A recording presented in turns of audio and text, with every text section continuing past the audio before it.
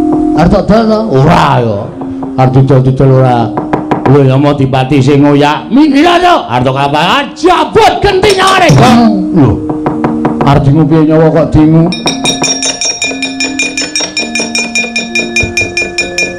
Saake.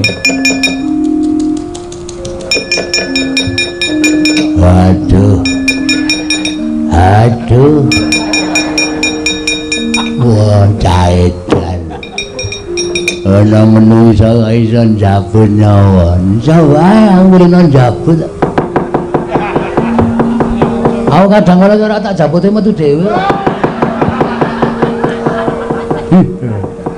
Ora nutuk dinganane kuwi. Kejengkit kaya panis e. Kuwi nang anu kok alem maneh. Iya, Bagong. Ayo bali. Iya. Sepatune ukuran pira kuwi? 36. Cukup tinggal. Lho. Tinggal tak ajar. Iya. Wah, lah edan dipreteli nya. Ayo kuwi anu kok jenenge bus kape. Wah, duwe anyar rombongan lurik. Ayo njaluk kene. Iya, wah lah wis. Ya. Nah, iki tampane. Lho, apa iki? Silet. Lho. Ngopo? Kuwi dikerok jenggote kuwi. Lho. Ben ngopo? Ngowo jenggot. Iki wedhus ben mana? Oh, yo men iki senengane kok senengane. Wis ana mulai kana. Yo ki kowe ya. Wis bali kana. Mewah ajar dhewe. Wah, aku tak mulai Pak kok ngligo pusaka kadewatan. Kakang Semar. Sampun boten wonten raos sabar malih. Wonten manahipun ingkang rayipun Manikmaya. Dinten sakmangke Kakang Semar keparing-maringaken dhateng Atmaja panjenengan Bagong napa mboten? Menawi mboten kula mentala bumi angus padukan pring apus mriki Kakang Semar. Sabar to, ora kaya ngono kuwi. Lah kok dadi kowe nuruti karo karepe Bagong. Bagong ki wong srogal-srogol. Bagong ki wong kebak sembrono. Nek tok tanduki malah kowe engko kewirangan dhewe larak tenan to. Dewa-dewa kalah musuh anakku Bagong mergo nggonmu nuruti karo mubal-babaling nepsu. Ing mbok ora iso mbok peperwekasan gawe wirangmu dhewe. Kula sampun mboten peduli. Bagong mboten panjenengan pasrahaken. Kula ingkang badhe damel bumi angus padukaning pringapus. Lah dalah wis iki men durus bapak. Ora usah nesu manut karo bapak. Nek ora manut gak malah ora klakon. Aku mangkel kok kaya lanang-lanang dhewe. Bathara Guru kok dumetangane papat. Ayo, gelut karo aku ning tanganmu loro wae. Lho, tanganmu loro wae piye wong tangane wis papat kok. Wis, kowe ora usah melu-melu ben bapak. Men bapak go men bapak. Terus saiki karepmu piye? Kula nyuwun Bagong badhe kula cemplungaken kawah Candradimukha. Lah aku ki wong tuane. Nek Bagong cilik loro gedhe tekaning pati, aku sing ora entuk. Aku sing ora trima. Lajeng paringipun Kakang Semar kados pundi? Dewa Ndaru Jaya Ndaru mbok wenake Bagong apa ora? Bagong sampun wani kaliyan kula. Mboten badhe kula paringaken. Madyan kanthi syarat srana menapa kemawon mboten badhe kula paringaken. Kowe kandha. Saiki kowe kandha. Syarate apa? Gandeng Bagong sampun wantun kaliyan kula. Tegesipun Bagong sampun wantun dhateng pangaosipun kadewatan. Wantun dhateng panguwasa ingkang rayipun Manikmaya. Terus dosane Bagong aku sing nyandang, lupute Bagong aku sing nebus. Ora apa-apa kowe kandha. Menawi Kakang Semar mboten marangaken Bagong kula buyung dhateng Kayuwangan sakmenika ngaten kemawon. Kakang Semar dados lintunipun. Ijole piye? Kakang Semar kula buyung dhateng Kayuwangan. Sawise tekan Kayuwangan menika Purbawasa wonten astanipun ingkang rayipun Manikmaya. Wonten ing Kayuwangan sakmangke Kakang Semar dados lintunipun Bagong nampi pidana saking rayipun Jatimurti. Sagah menapa mboten? Lakonane tembungan anak pola bapa keprada kuwi ngono kuwi ya Pak ya. Wis ora masalah. Bapak ki wis tuwa ki lakune nang ndi meneh to? Kejaba ora mung mati to. Saiki ya mati, sesuk ya mati, ora masalah. Dene tapuk sepatu cangkemmu kowe. Anak kok kaya ngono. Wis bareng ora apa-apa. Bagong ki omongane bener. Aku urip ya wis pirang-pirang abad suwene nganti tekan kaya ngene kok urung ana tandha-tandha aku tekaning pati. Lah iki malah sing arep mateni aku dewaning para dewa ki rak padha karo bapakmu ki disuwargake. Ngandel ora. Bapak wae ikhlas kowe do nangis sing ngopo? Ya mengene wae bapak ki sadurunge mati kon ngetokke sertifikate iki cacahe pira? Kok paraimu ora. Weh, ngono lho, Truk. Kan adil dengul macan. Wong kok sing diarep-arep kok warisan ora. Aja, Pak. Ku duwe sertifikat 3. Ngandel ora. Didum sik, Pak, gek mati ora masalah. Bapak pancen setan tenan kok. Aja, Pak, emok, Pak. Ora apa-apa aku tak melu Bathara Guru aku ora piye-piye. Aja. Nek bapak ning kayangan, nek bapak munggah ning kayangan aku ya tak ngetokke nek dadi dulure tuwa Bagong. Bagong. Kula mboten kantun, kula ya melu teng kayangan mang pidana sisan kula.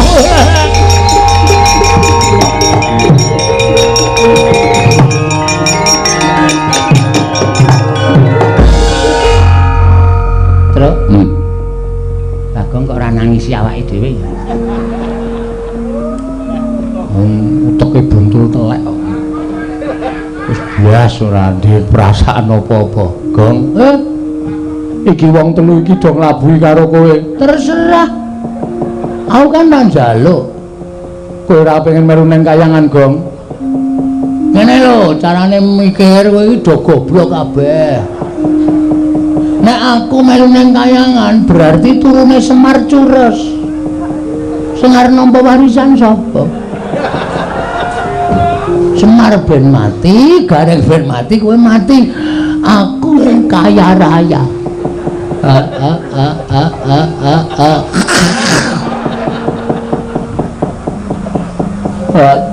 Cangkem kok kaya ngono. Wae aku nang omah wae. Nek nganti aku kok gagal gegayuhanku mbangun niki, sapa sing dicucuk? Wis, nek pancen dhewe kelas belane aku ora masalah. Aku matur nuwun ya, Reng. Matur nuwun ya, Truk. Matur nuwun ya, Pak. Wis do belani karo aku. Pun purun gak digawari kok. Pun mboten caritaken cemplung kawah blung modar kabeh pun. Iya, aku ngene iki nglabuhi kowe lho, Gong. Aku ya ngerti kok, wis tenang. Engko tak tulis nang tembok omahku. Pahlawanku 1 Semar, 2 Gareng, 3 Petruk. Pahlawanku. Dilukis. Wah, angel lukis matamu iki lho, Reng. Setan tenan tenan. Kakang Semar. Piye? Panjenengan sampun ikhlas. Ora ikhlas sebab apa? Wong mati kok ora ikhlas. Mati ku sangkane dhewe-dhewe. Upama sangkanku saka kowe ya wis tak terima-terimake. Ngono Garing ikhlas. Mboten ikhlas ngapa? Bapak ora ana kok kula kene mulai sing sambat sebut karo sapa? Petruk ya ikhlas. Mboten ikhlas pun mang beto kula telu-telune teng kayangan. Gan kowe kok saiki kok aleman kok rupamu kaya gendut dalang cong waidut. Ae karang ya tukule rambut ki ora ajet. Ning ya ora apa-apa malah tambah bagus. Lah iya, lah ngapa? Jarene dina iki kowe nyangseni karo aku golek bendara anyar, golek raja sabrang didadekke bendara men penguripane iki lancar. Jane ngono. Lah kok ora sida, kok malah begogok ning ngarep omah. Aku ki ora mikir karo awakku. Lah mikir apa? Prasaja wong kancamu ki ya ming aku. Nek kowe duwe bot repot ya mesti tok kandhake karo aku to, Kang. Semono uga nek aku duwe bot repot ya tak omongke karo sampean, diudari bareng-bareng. Ora kaya biasane anggere muni golek juragan anyar iki kowe mempenge ora jamak-jamak. Lah kok saiki kok Nglokro ki jane sing tok pikir apa? Ora kaya biasane aku ki kok gagas impen ya lho. Impen apa? Impen sing ana magepokan karo sedulurku sing wis suwe banget ora tau ketemu. Kowe ndek sedulur to? Duwe no. Sapa? Sedulurku ana ing donya iki jane ming siji. Sapae? Ya kuwi Semar. Lho. Semar kae sedulurmu to, Gok? Kae adikku. Weh, ayo. Mula kok nek Petruk Gareng Bagong ketemu aku kok le mreteli sandangan sak penake dhewe. Ayo kaya ngono kae pambegane anake Semar. Monggo Semar kuwi uripe ning tanah Jawa, kowe karo aku uripe ning tanah Sabrang. Lah kok dadi Semar ki manjing ning impenku. Lah kowe ngimpi apa perkara Semar? Tanpa kanyono-nyono Semar ki kaya numpak perahu. Loh, ana Sumatera kok? Ora. Lah kok numpak perahu? Semar numpak perahu, aku ngawat-awati saka pinggiring segara. Ora nganti kanyono-nyono perahu kena ombak gedhe, Semar kendang kapracundang aku bengok-bengok. Sak seru-serune merga weruh Semar digawa dening bantering alun. Ning Semar wis ora ketok, kaget aku nangis tangi turu ngandian. Mongko ora tau ketemu lah kok dadi barang aku ngimpi babakan adikku lanang Semar kok nganti mbrebes mili. Impen kuwi werna 3, Gok. Titiyani, Gandayani, Puspa Tajem utawa Kacitra, Kasudarsana, Kadara Dase. Impen Titiyani kuwi wancine jam 09.00 tekan jam 12. Kuwi men wong duwe pepinginan sing ora kelakon tegese wong lindur, wong ketonto. Upamane kepengin tuku penganggon mongko urung kelakon nganti ketonto kegawa ning ngimpi kuwi jam 09.00 tekan jam 12 Titiyani. Gandayani iki jam 12 tekan jam 2 kuwi impene wong turu, wong ki nek ora ngimpi jam semono kuwi ngibarate wong mau wis bisa disebut mati suri. Oh, malah kowe ngerti. Ngerti. Lah terus Impen sing pungkasan ya kuwi Puspa Tajem utawa Kadara Dase kuwi jam 2 bengi tekane jam 4 esuk. Kuwi impen sing bakal ana maknane. Aku ngetangi gregah kuwi wis krungu kluru ing jago. Lah nek ngono impenmu kuwi klebu impen Puspa Tajem utawa Kadara Dase. Kuwi impen sing ana maknane. Terus maknane apa? Lah kuwi sing aku ora ngerti wong aku ora nggawa bukune. Monggo biasane aku ki nek ngimpi mesti tak tileki nggon buku, nek ngimpi segara kuwi ya paling ora 0. Terus nek kapal kuwi 4 ya tukunen bolak-balik. Kok mudar ora. Wong impen kenalan kok malah disambung rapet ki sing ora-ora. Lah aku ya ora dong kok. Ning saya suwe kok atiku saya melang-melang kaya ninggal jejabang nepi ning Balimbang. Ku gak eneng apa-apa ya, Lung. Lah wong ado puruke kok kowe iki arep ngopo? Umpama kowe iki tekan gone Semar, arep tetulung karo Semar, ya wis kesuwen to, Gok. Wong tanah Sabrang karo tanah Jawa ki dadak liwat segara kok. Aneh-aneh. Mbok ya wis ora usah gagas sing werna-werna, gagas karo uripmu lan uripku ayo golek juragan Ratu Sabrang sing anyar terus diderekke. Wis ngono wae, netepi karo kewajibane awake dhewe urip ning alam padang minangka dadi batur sing tukang tutur-tutur karo bendarane awake dhewe yen ana tumindak sing ora bener. Kuwi kewajibane awake dhewe ora usah dadak aneh-aneh. Lah iya ning kok atiku ora kepenak, atiku krasa ora jenak. Ora usah tok gagas, wis to. Nek tok gagas terus-terusan malah ora prayoga kedadiane. Wis saiki ngene, budal Bukti iki ora bilung. Kedadak ingkang mletek-mletek saking katebian.